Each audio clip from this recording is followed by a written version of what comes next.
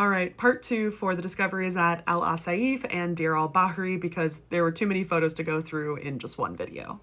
Definitely go watch the first video for more details, but essentially the Egyptian team was excavating in the area of Luxor on the West Bank, but specifically around the Valley Temple of Hatshepsut, so very close to her mortuary temple, just kind of down the causeway, and the very nearby Al-Assaif necropolis.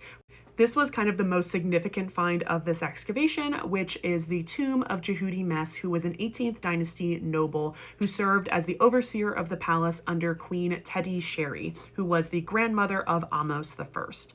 Now, his tomb was carved into the rock and featured a mud brick vaulted entrance and then a decorated offering room with painted plaster scenes. They didn't provide as many photos of those rooms itself, but they did say that they found a funerary stela.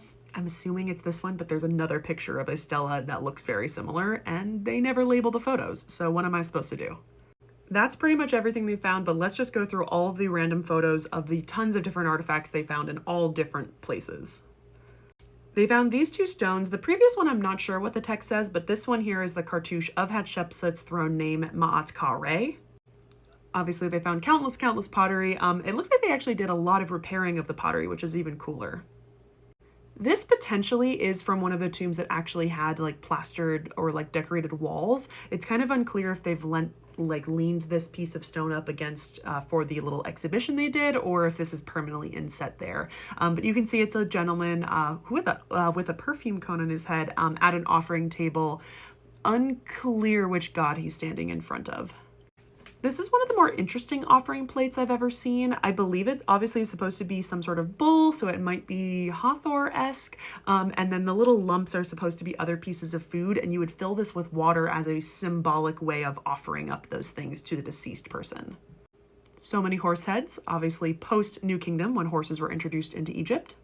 Very interesting female figurines. I would say that these are really old, but I'm not 100% sure. Baskets, pottery, and other tools. Another beautiful stela, though I would say this is probably later than New Kingdom, is kind of my guess, and he probably was a priest because he's bald. Another very interesting offering plate, again, filled this with water. The water comes out the little spout and goes into the tomb. I really love this image of this little horse. Beautiful shopties, maybe 3rd intermediate period.